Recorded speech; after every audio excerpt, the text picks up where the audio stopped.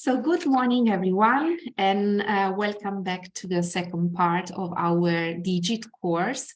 As you know, the second part of the course deals with the topics of digital marketing and digital selling strategies, and is aimed at giving you some hints, some ideas, and some concrete instruments and tools you can put into practice in your everyday business. Today we have Angela with us, Angela Fiore. Angela owns an agency for marketing and communication based in Berlin. This agency is called Fiore Conti. I guess it comes from the surnames of the two owners. Exactly. And they are basically specialized in marketing campaigns, translation services, and also team building and incentive programs, right? And as far as the marketing field is concerned, Angela is specialized in developing marketing strategies, but also online communication campaigns and social activations, as well as event planning, both in person and online, but also in press launches and public relation management. So there's really a wide range of activities Angela deals with. And so, Angela, now I can give you the floor, and maybe we can start with our interview.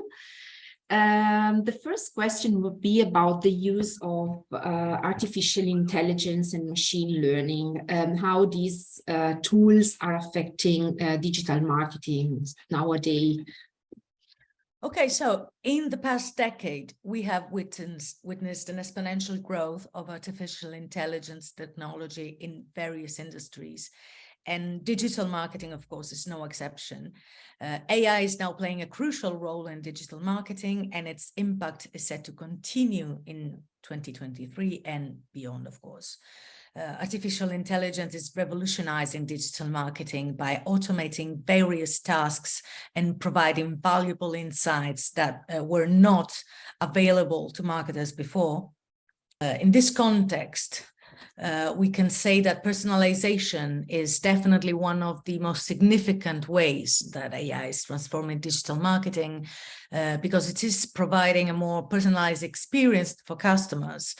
AI-powered tools can analyze customer data, such as browsing history, search queries, and purchase behavior to create personalized recommendations and offers that are tailored to the customer's preferences and interests. And this leads to more conversions and improved customer satisfaction. Another significant impact of AI in digital marketing is the use of chatbots, which use natural language processing to understand and respond to customer queries in real time, which allows you to provide 24/7 customer support. And this leads to improved customer experience and higher customer retention rates. Now, if you have noticed anything about what I've just said, the above response, is that you probably already knew everything that I said. Why? Because I have been reading a text that was generated, and I've been reading it verbatim by ChatGPT. So this question about artificial intelligence was answered by artificial intelligence. There was more to it. I didn't read it all, because I think the point comes across that none of it is particularly new information, and it is only remotely interesting if you knew absolutely nothing about marketing before listening to this. But literally is nothing that you could not Google for yourself in 5 minutes. So if you have at least some experience in the field, you already know all this. So this gimmick was meant to say that AI does not do necessarily well on creating quality content for marketing purposes, despite today mostly being used, well, not mostly, but being largely used for content marketing, which I personally think it's not what it's best suited for, because it adds to the noise that we all experience online. This part is not AI generated by the way, just in case it wasn't obvious, this is actually me answering. So it contributes to the noise that we're all exposed to, but it does not contribute to the content. It just takes what's already online and it mixes it up in a way that it's not plagiarism. It's literally all it does, which doesn't mean it's useless. It just means there are things that can be achieved with it differently. So what it can do, that we cannot do, for instance, is analyze a lot of data. But what I said what I read in the first paragraph, it was about collecting data from browsing history, because ChatGPT doesn't know that we are not allowed to do that anymore. Or rather, we will not be allowed to do that anymore very shortly when third-party cookies are no longer allowed. So it's a bit outdated, and the information is not new or surprising or particularly interesting. That's not insight. Insight is what we have to feed artificial intelligence in order to gather usable data, viable data that we can do something with. And this is where we still get to be creative. And this is why I do not think that most creative jobs are actually in danger of being taken away by artificial intelligence, because what we can do is automate things that we decided should be done in a certain order. For instance, if I carefully curate a mailing list of my clients, I can decide that I want them to have a certain experience. I want them to get a message every time they make a purchase or take any action on my website, or respond to another message, or subscribe or not subscribe, or get a birthday, or it's Christmas. At any time, I can automate a lot of things that prove to my customers that I'm actually looking after their well-being and I care about their experience, without me having to do that physically for every single customer and personalizing it as I would a Christmas card to a loved one. That doesn't mean that you cannot personalize Christmas cards with artificial intelligence, but maybe you shouldn't. So this is the general impact that artificial intelligence is having, which is, as I said, vastly to do with digital marketing. And then there are all the things that we already had that we didn't think of as artificial intelligence, because we've had chatbots for quite a while. We didn't need ChatGPT to have chatbots able to screen calls for us, for instance, to decide which customer call or message should go to IT and which should go to sales, which can be actually solved by the robot and which should actually be taken care of by a human representative. There is a lot of automation that was already in there, but now it's a lot more fashionable, because we have visual artificial intelligence, for instance. We have artificial intelligence that can create visual art. And then again, that contributes a lot to the noise, because we are seeing a lot of artist online shops pop up continually with sales of whatever products, posters, mugs, that are generated simply by telling an AI what to build, what to paint. We already can distinguish products are made by artificial intelligence because they have certain features in common and they have certain defects in common. And I do not personally think they will convert in incredible sales, because we do not feel the need to buy things that are available on the internet for free at all times. NFTs are a different matter in this sense, but I do not think there is a large audience for something that is not unique.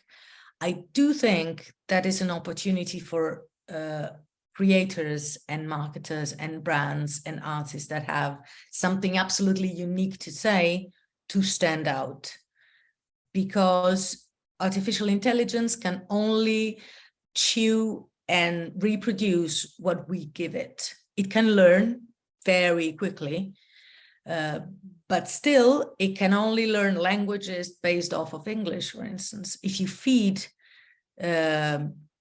information and require text from an artificial intelligence text maker, text creator, such as Copy AI, for instance, which I think is actually better than ChatGPT. You can ask for it in not any language in the world, but in a few dozens. And based on the ones that I've tried, and I've tried Italian, I've tried German, French, and Spanish, almost every time you ask for a text in one of these languages, you get a translation from English, a good translation, but a translation that replicates material that has obviously Anglophone connotations. So it still learns in a limited way. Its potential is probably unlimited, but it cannot do our job for us. Or rather, it can do our job for us, but it will do it in a mediocre way. Not poorly, but it will do it in a mediocre way. It can help us do an outstanding job by cutting out all the boring bits, or almost all the boring bits. But it cannot entirely do a job for us. That was sort of the whole point. And I encourage anyone watching this to go and feed this exact same question into ChatGPT or any AI that you are familiar with, and see if the answer that you get is actually satisfying.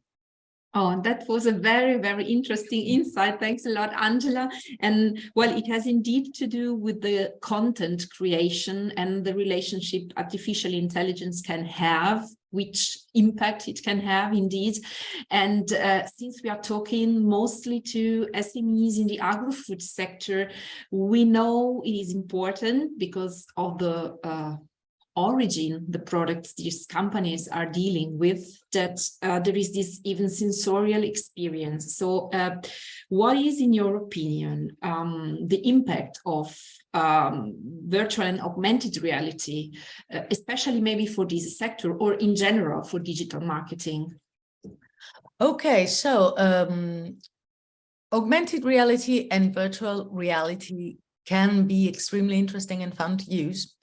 And they allow for some very creative projects in marketing.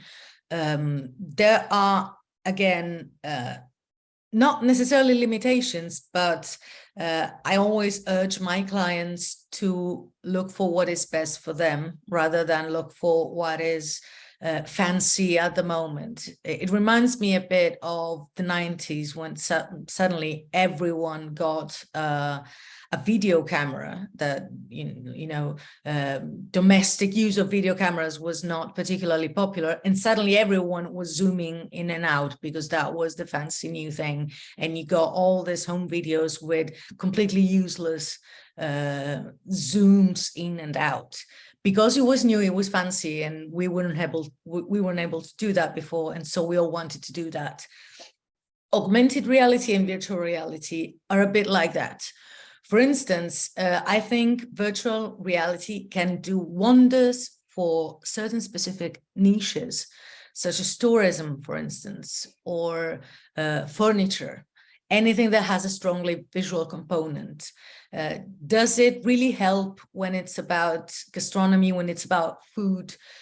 Yes and no, it depends what you use it with. For instance, I think it can do amazing things if you pair it with something connected to tourism.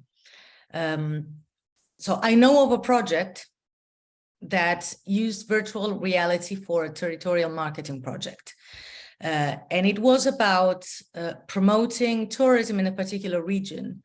The most important product of this region are oranges. So it's about a local produce, it's about gastronomy, it's about food, and it's about sensory experiences that go beyond purely visual. So the users or the customers of the places that were set up with these virtual reality headsets were able to see the place, were able to experience the place, were able to see a beautiful coastline, were able to see the beach, were able to see the city. And at the same time, they could experience the produce because it was physically there. So they could experience the smell, they could taste the actual fruit. So that actually helped because it enriched the basic experience of what is essentially a food product by giving it a visual connotation. But of course, virtual reality on its own could not supply the whole experience, because you cannot get sense, you cannot get taste, you cannot touch.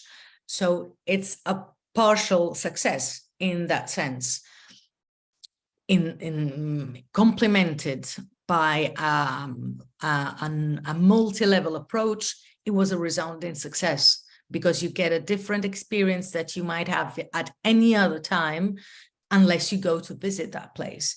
So if you actually have the opportunity to work with an agency, maybe with a local institution or authority in your territory that wants to promote regional products, and they can help you access material so that you can incorporate your promotion into territorial marketing, then I warmly suggest that you do that, because it's exceedingly useful to do so, because you can incorporate your product into a bigger experience.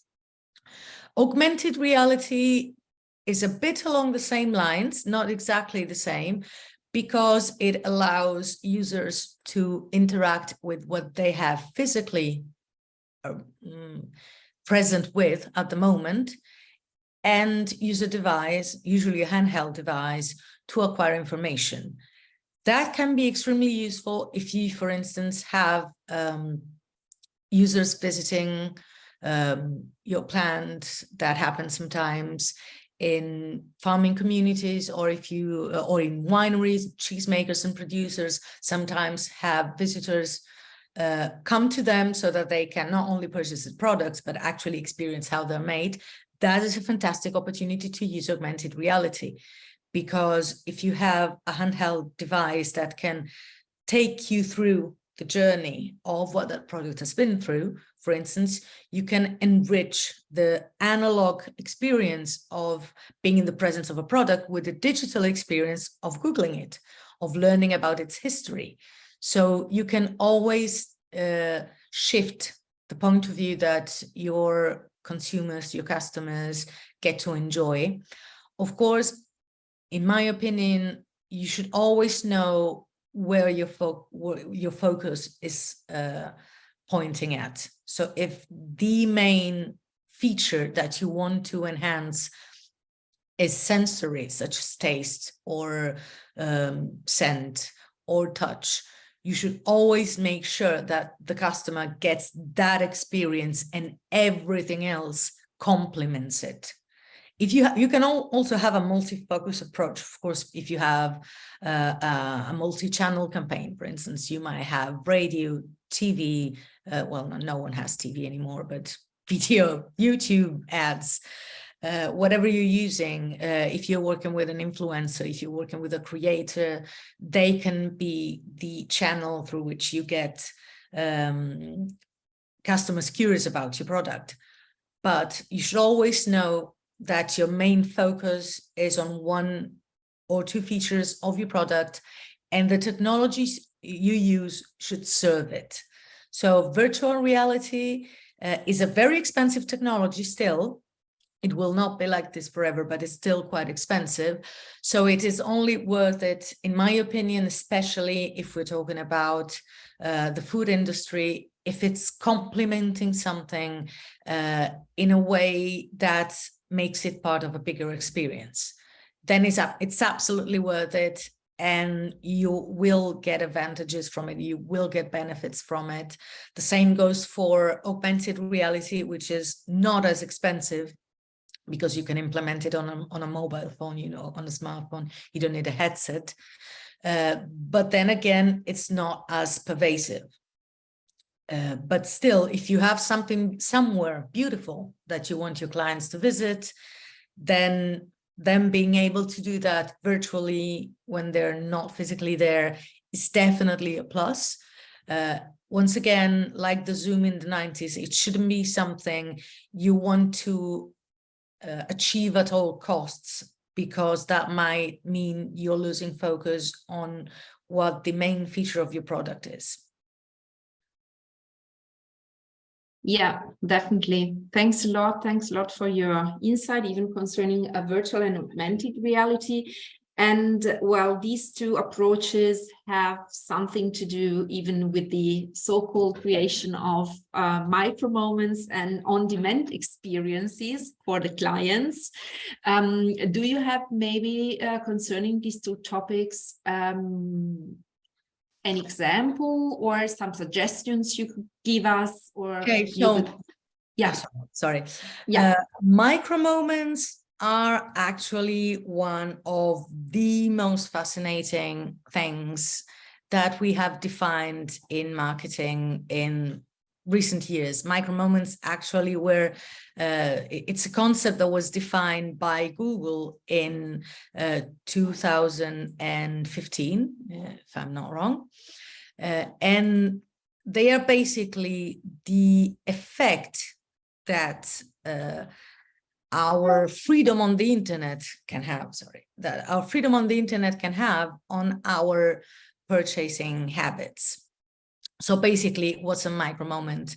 That's the behavior that happens when people expect an immediate answer in the moment they want to know something, and expect to be able to take immediate action.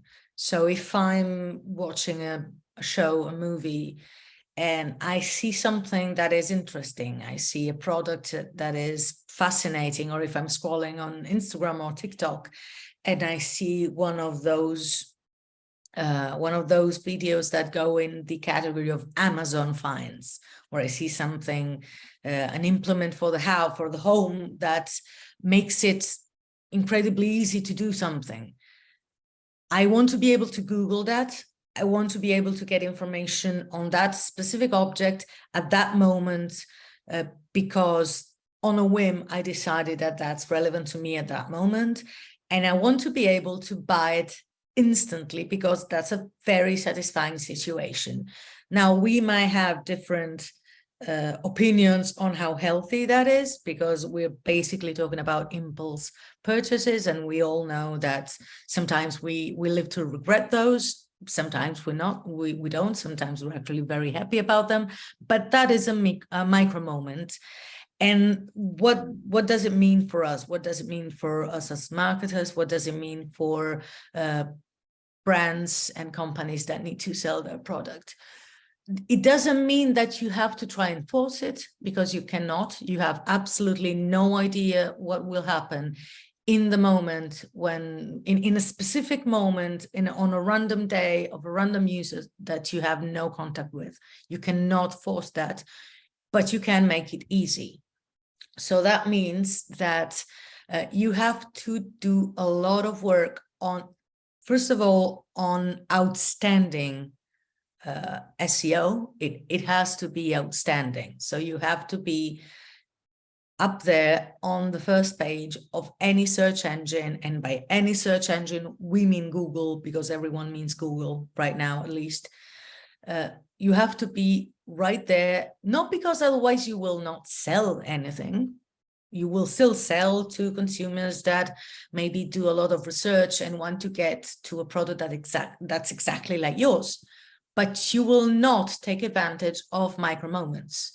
Micro moments can evolve into anything. They can evolve into loyal customers. They can evolve into customers you never see again. It all depends on how well you positioned yourself. So you have to be very, very aware of what need your product satisfies. You have to know what the question is to which you are the answer. You have to know exactly what people look at when they are hoping to find something that looks like your product or tastes like your product or sounds like your product.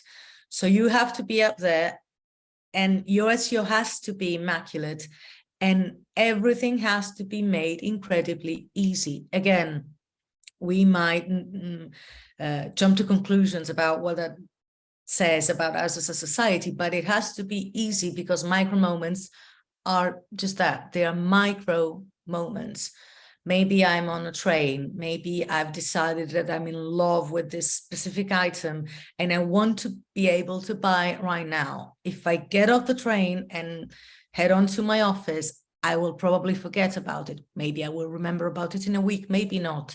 Maybe I will have to wait for the algorithm to suggest something like that again, and by then it will not be a product. So it has to be incredibly easy to access, to purchase, to save, whatever it is.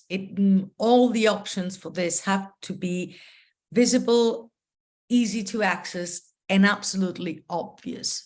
My personal credo when it comes to user experiences is that you don't get to tell users that they didn't understand. If they didn't understand, you didn't explain it properly. It's the internet, it's a website, or it's a magazine, or it's a TV ad, or it's a billboard. You don't get to demand time from people. So if it's not understandable in the split second that people are giving you their attention, and we are all very aware right now that our attention is very valuable, you get a few seconds of it.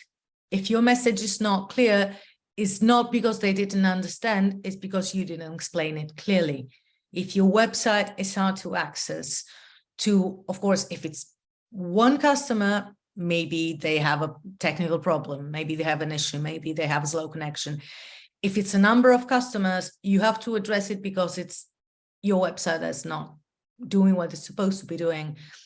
If your Amazon listing is not selling, it's not listed properly. So you don't get to tell customers that they didn't get it. It's all on you, because in that case, you are the one going after the product. The product is their attention. That's the truest saying in the whole of marketing. When the product is free, you are the product. And all consumers know that. All consumers know that if they get a free app for their phone, they are the product, because they will get ads. So their attention is being sold to marketers. And this is what we are doing. We are purchasing their attention by buying ads, by printing billboards, by investing in a website. You are purchasing their attention. So if you're wasting your money on something that you don't need, which is a few seconds of someone not understanding your message, then it's you who is wasting money. It's not them. They are just the product. It's exactly. Really cold-hearted to say it like that, but it's actually true, and I actually find it quite liberating, because at least we're all aware of where we're at, especially young consumers. Young consumers are very aware that anything that is free is because their attention is being sold to someone, and they expect you to work for it. And these generations will expect you to work increasingly well for it, and companies are doing it. So we have to be able to measure up to these standards, which are quite high right now. Yeah, okay. The most positive aspect is probably that it's all on you. So if it doesn't work, you know where you can start. That's very reassuring. If something is not going well, it's your fault. It's all on you. You know where to start with. Yeah, that's the positive aspect. Probably, I don't know. And but because it's the thing you cannot change. Like exactly, you have zero power to change. Yeah, collective intelligence. People's prejudice or fashion trends that are happening, you have zero power to change that. You have the power to change your language and the way you express yourself. So it actually gives you agency. Yeah, definitely, definitely. So this is a good bridge to the next topic, which would be TikTok. Yeah, this is a very controversial platform, very positive for some aspects and for some sectors probably. Maybe it could also have a negative impact in other fields. So what do you think about that? What is your opinion, your experience? Yeah. First of all, in the words of a TikTok creator, which is not a commercial one, it's a content creator that is about my age, so in his 40s. And we did it. We stole the children's dancing platform, and over half of TikTok users are now 35 and older. So that's a recent statistic, but a few weeks old. I'm not entirely sure how long it will stay relevant, but we have stolen TikTok from the children. So yeah, this is one thing that we did as millennials, I guess. I mean, my generation, more or less. Having said that, TikTok has set a trend.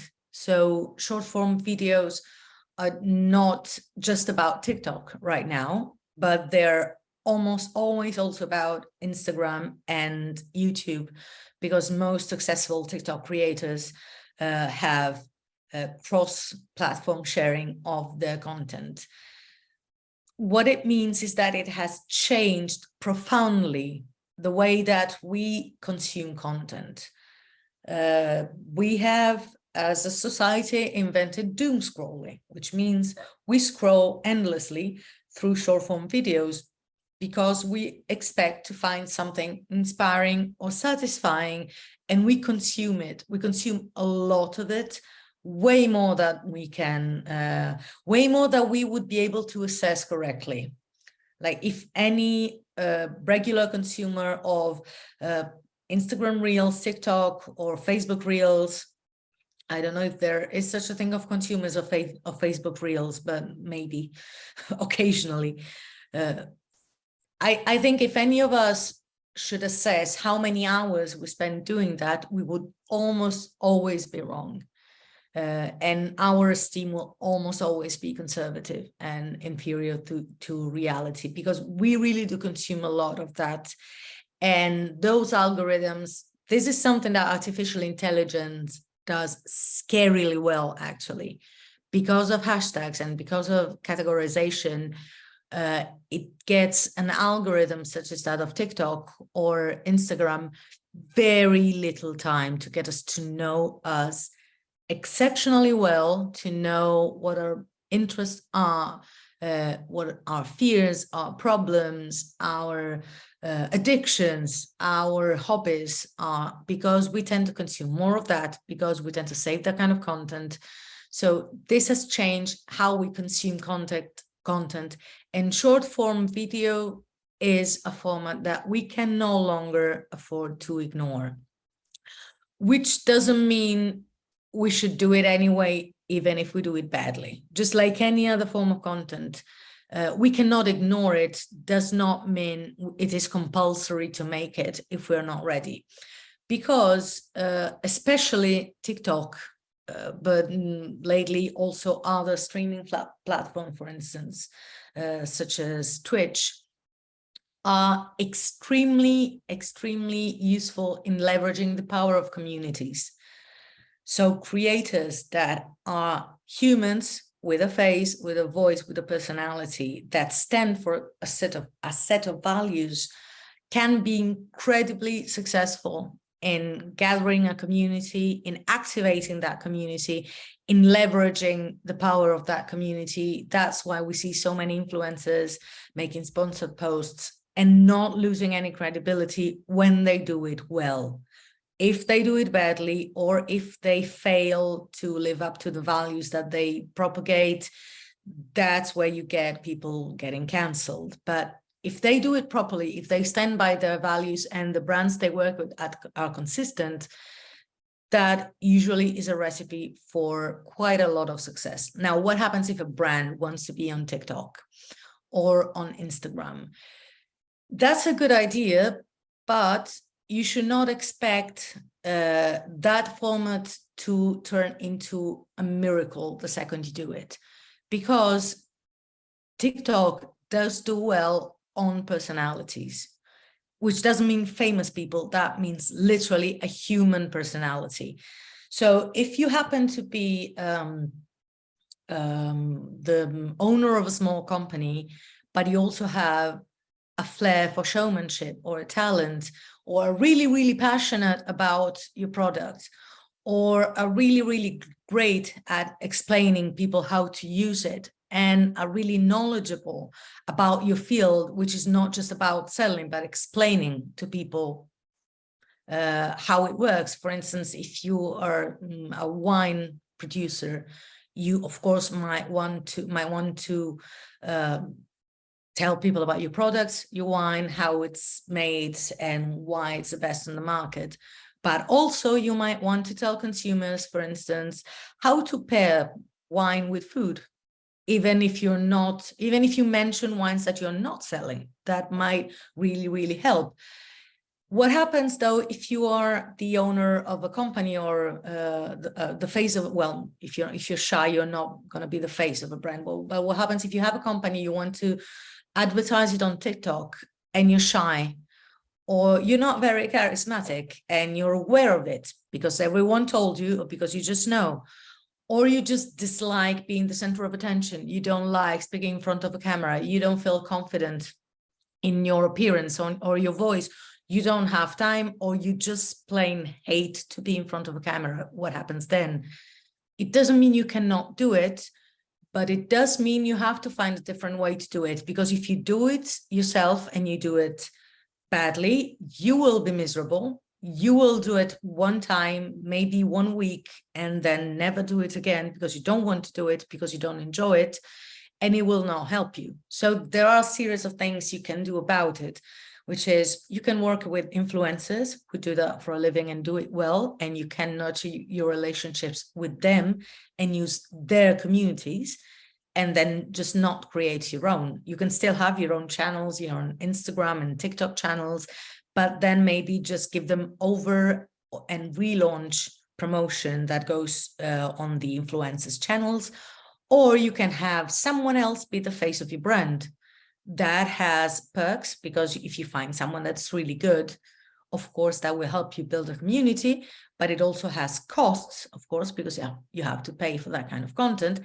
And it has risks, because what happens if you break your working relationship with that particular creator, or with that person in general? That means that your brand is not going to have a face anymore. So, and I personally always advise against this. So if you're not going to do it yourself, have multiple people create your content. Don't have one other person that is not part of your immediate team be the face of your brand, because you don't know what's going to happen. You never know what's going to happen. So that's another option.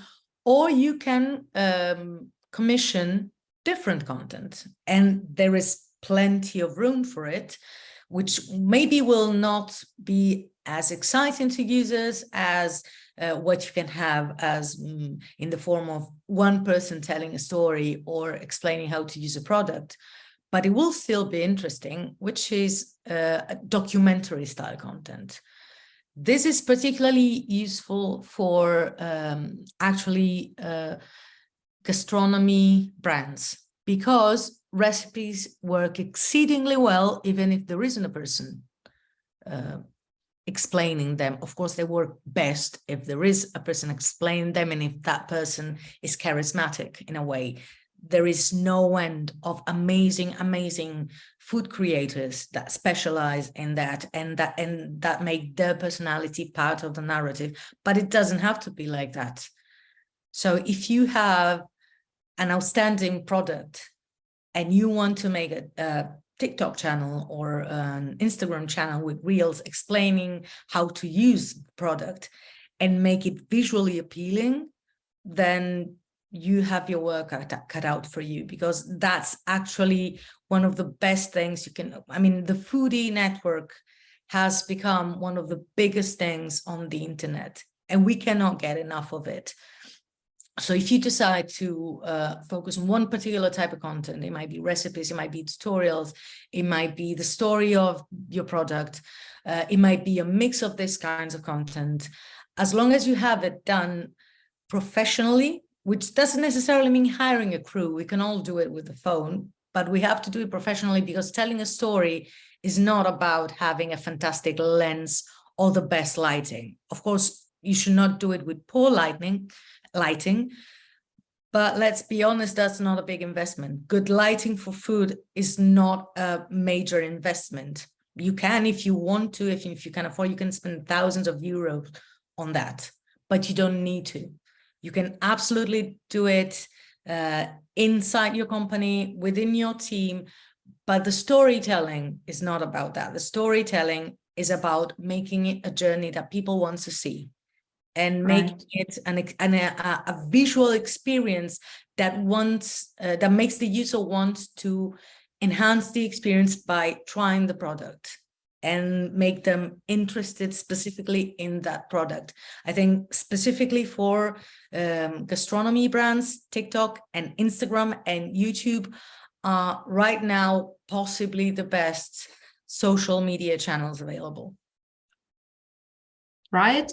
Do you think you have a best practice you could mention from your business? Would you like to do that, to talk about maybe a client or, yeah, a company? One thing that I can, well, it depends. I mean, there are best practices for virtually any kind of aspects of our right. One thing that we always advise is thorough research into target audiences. So there is one client, we work with several clients in different European countries. Some of them are Italian, some of them are German, some of them reside in other European countries. We are currently working, we have been working for a few months with a tourist enterprise. It's an agriturismo, which for the non-Italians in the audience basically means a farmhouse that it's rented out to tourists, and it has its own production of certain food products. In this case, mostly fruits and vegetables. It's called Viaia. It's in Apulia, and we have started working with them mostly on SEO, because they were attracting, at the time, they were attracting a lot of interest from clients outside of the European Union. The whole communication is in English, and they were attracting a lot of interest from outside the European Union, which means their blog was of interest to people who liked their kind of brand, which is very spiritual. It's very focused on nature and sustainability, but mostly they were tourists that were not looking to holiday in Europe. They were looking to holiday on the American continent because they couldn't afford to holiday in Europe, or they were not interested. But the fact that the content was in English, it was mostly driving it to the US. So that was, there were good vanity metrics, but there were not enough conversions.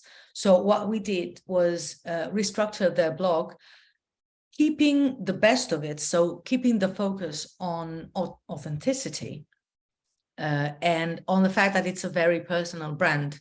It's about the owner who is very present in the communication. That's one example of what we were saying, very present in the communication physically. So you can see her, you can interact with her. And the blog was also about all the things that are important to the philosophy of the place, other than the actual tourist experience. So it was about spirituality and yoga and healthy eating, that sort of vibe, generally speaking. But we added a lot of European connotations in the SEO. So we researched, or rather we assumed, because it was obvious that we were looking for a geographically defined audience, so a European audience, and we implemented the relevant keywords into the SEO and into the content. And that shifted in a couple of months. It shifted the traffic almost entirely from the US to Europe. We still got American readers because it's content in English. So you will always get American readers if you write content in English.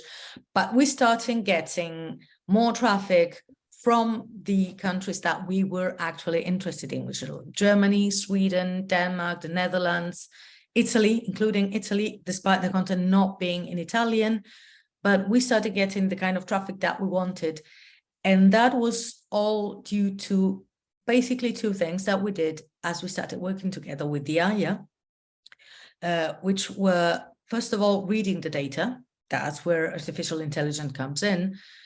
We are still allowed to know where our readers are based, mostly. So noting that that was the case, that we had a lot of readers and they were not potentially interesting clients. And then deciding what would make a reader a potentially interesting client, which was in this case very neat and very neatly defined as a geographic annotation. So we knew how we had to change the strategy. So first of all, know who you're talking to is always the first item on my list of things to do, which means two things. Know who you're talking to at the moment, in our case, American readers, and know who you wish to talk to. Know who your buyer persona is. So if those individuals, those ideal personas are two different people, that's not good, and you need them to merge into one person. Basically, you need the person you're talking to now to become the person you wish to be talking to. That's the first step. That's the first best practice. And of course, but I don't think I should be saying that, transparency and authenticity are paramount, because we are mostly dealing with a very, very aware customer base across all generations and all products. So there really is no way around authenticity and transparency, because all of our society is based on 24/7 perpetual, constant and absolute visibility. So if you have something that you're trying to hide, you will not manage. However hard you try, you will not manage forever. It will slip out, and you will have to do a lot of damage control. So but again, I don't think that's necessary, because we all know that right now. Generally speaking, if you're working, don't hide your mistakes under the carpet. Face up to them if you made them. Try not to make too many if you can avoid that. But generally speaking, just be very, very transparent in your communication. Yeah, I guess this was a very good closing of our chat, because it reminds me about the fact that indeed this digital marketing and digital selling has to do with some topics which are also very traditional, like ethnology, for example. You have shown now with this example that multicultural or intercultural, right, competence, it's a key factor. And it is a very traditional one. Indeed, it is now part of a more developed technologies, because we are talking about artificial intelligence, augmented reality, and so on. But it's a bit of summing up all what you've been telling us during this hour, that we can rely on new instruments by keeping in mind even what our intents are, what our knowledge about a certain culture is, and so on. So this is a very key point for me. I was listening to you, and I'm really very thankful about your contribution today. Thanks a lot. And of course, all the users will find the whole interview both in the course, but even we will share it via channels, the Digit website and the Digit LinkedIn profile. And there you'll find also Angela's contacts, as well as the contacts of her company, in case you need to get in touch with her. Thanks a lot, Angela, for your contribution, and enjoy the rest of your day. Hope to meet you soon in person. Bye.